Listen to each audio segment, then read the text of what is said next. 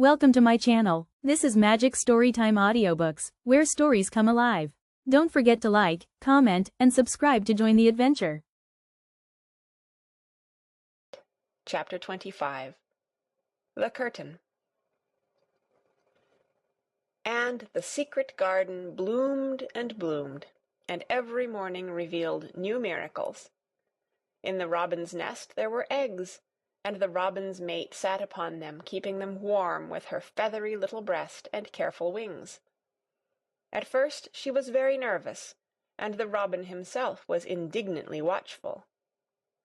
Even Dickon did not go near the close-grown corner in those days, but waited until by the quiet working of some mysterious spell he seemed to have conveyed to the soul of the little pair that in the garden there was nothing which was not quite like themselves.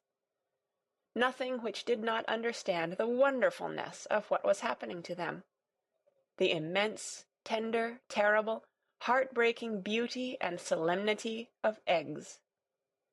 If there had been one person in that garden who had not known, through all his or her innermost being, that if an egg were taken away or hurt, the whole world would whirl round and crash through space and come to an end.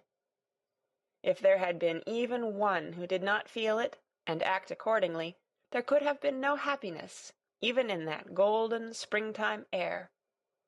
But they all knew it and felt it, and the robin and his mate knew they knew it.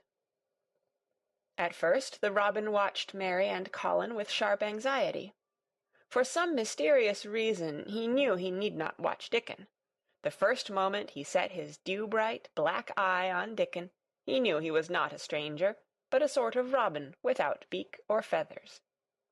He could speak robin, which is a quite distinct language, not to be mistaken for any other. To speak robin to a robin is like speaking French to a Frenchman.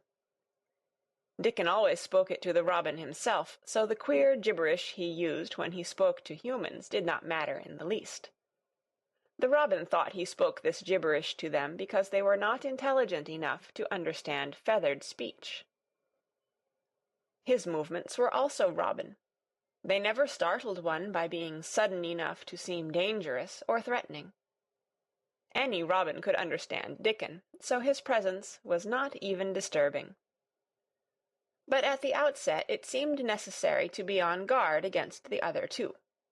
In the first place, the boy creature did not come into the garden on his legs. He was pushed in on a thing with wheels, and the skins of wild animals were thrown over him. That in itself was doubtful. Then, when he began to stand up and move about, he did it in a queer, unaccustomed way, and the others seemed to have to help him. The robin used to secrete himself in a bush and watch this anxiously, his head tilted first on one side and then on the other. He thought that the slow movements might mean that he was preparing to pounce, as cats do. When cats are preparing to pounce, they creep over the ground very slowly. The robin talked this over with his mate a great deal for a few days, but after that he decided not to speak of the subject, because her terror was so great that he was afraid it might be injurious to the eggs. When the boy began to walk by himself, and even to move more quickly, it was an immense relief. But for a long time, or it seemed a long time to the robin, he was a source of some anxiety. He did not act as the other humans did. He seemed very fond of walking, but he had a way of sitting or lying down for a while, and then getting up, in a disconcerting manner, to begin again. One day the robin remembered that when he himself had been made to learn to fly by his parents, he had done much the same sort of thing. He had taken short flights of a few yards, and then had been obliged to rest. So it occurred to him that this boy was learning to fly, or rather to walk.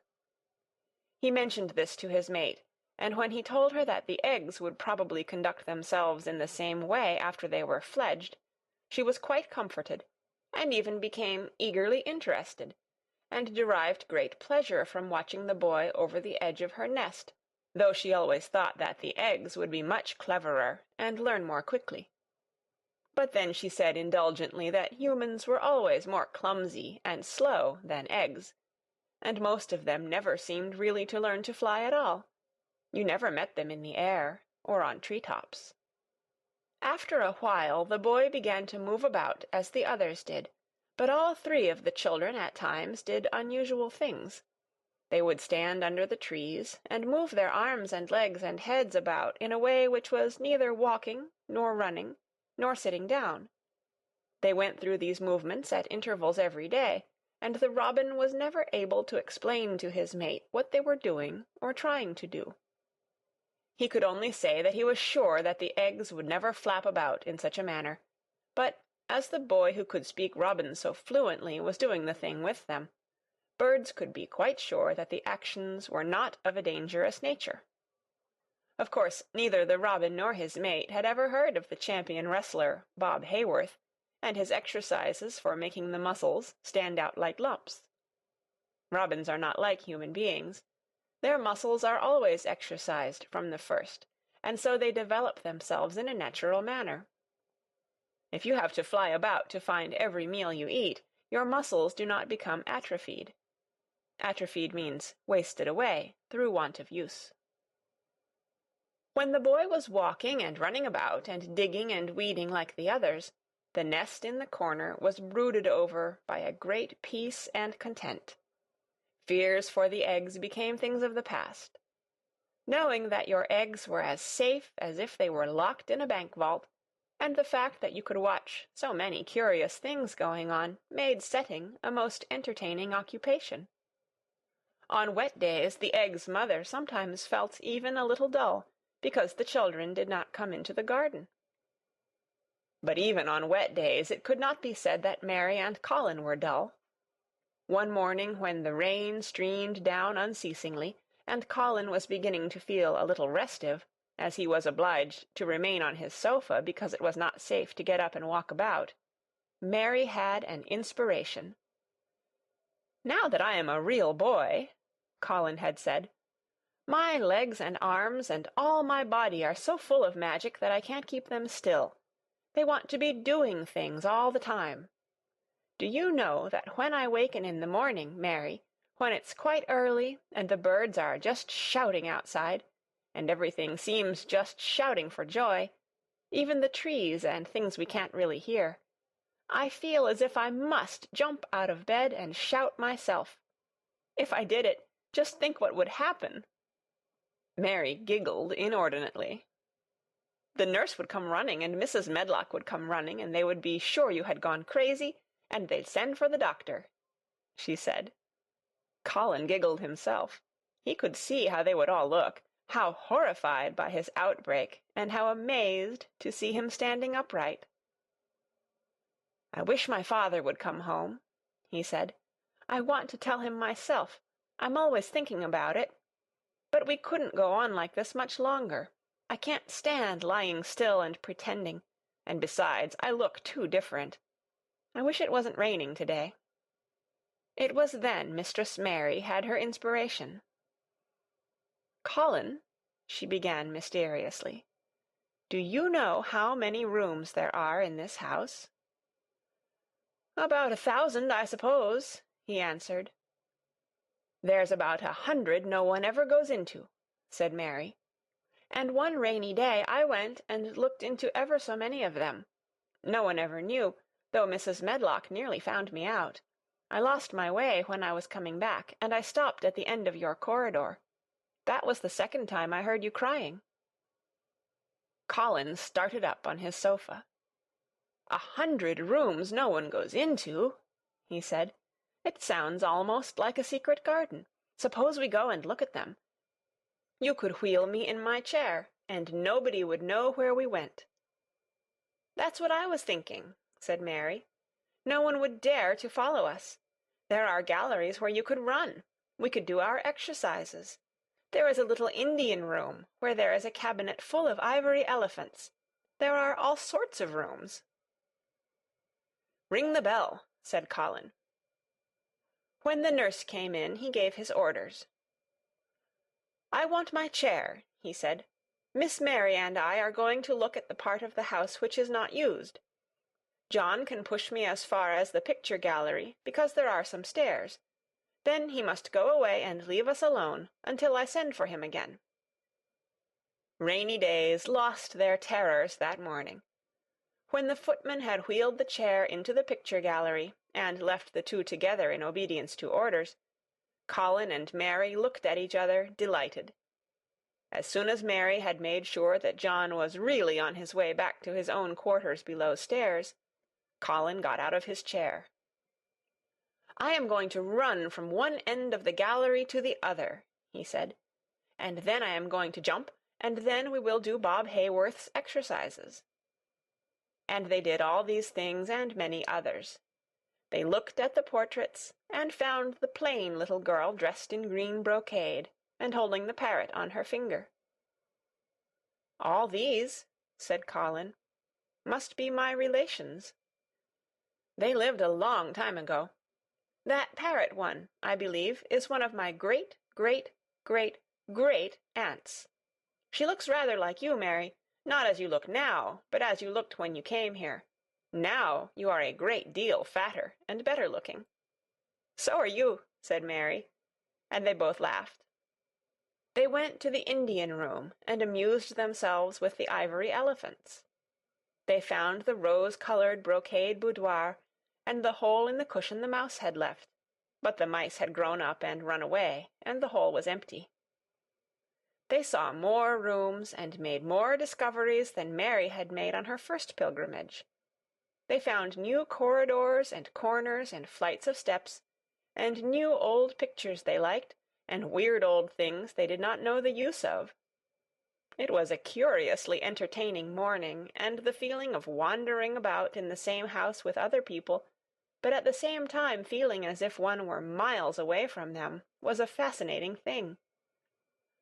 "I'm glad we came," Colin said. "I never knew I lived in such a big, queer old place.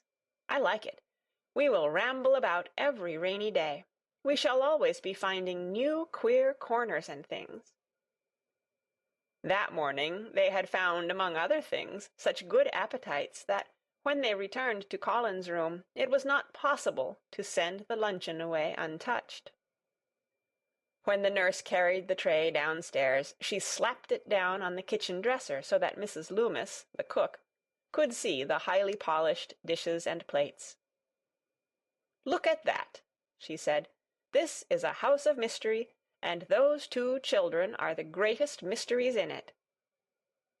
"If they keep that up every day," said the strong young footman John, "there'd be small wonder that he weighs twice as much to-day as he did a month ago.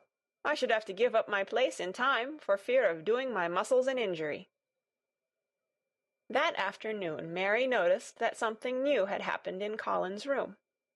She had noticed it the day before, but had said nothing, because she thought the change might have been made by chance. She said nothing to-day, but she sat and looked fixedly at the picture over the mantel. She could look at it because the curtain had been drawn aside. That was the change she noticed. "I know what you want me to tell you," said Colin, after she had stared a few minutes. "I always know when you want me to tell you something. You are wondering why the curtain is drawn back. I am going to keep it like that." "Why?" asked Mary. "Because it doesn't make me angry any more to see her laughing. I wakened when it was bright moonlight 2 nights ago, and felt as if the magic was filling the room and making everything so splendid that I couldn't lie still. I got up and looked out of the window. The room was quite light, and there was a patch of moonlight on the curtain, and somehow that made me go and pull the cord. She looked right down at me as if she were laughing because she was glad I was standing there. It made me like to look at her. I want to see her laughing like that all the time. I think she must have been a sort of magic person, perhaps."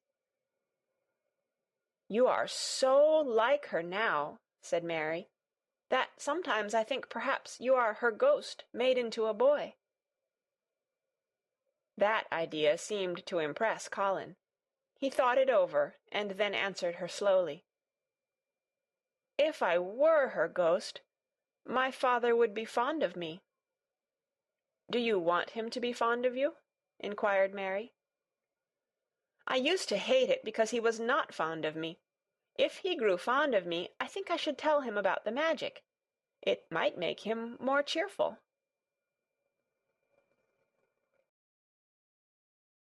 Thank you so much for watching.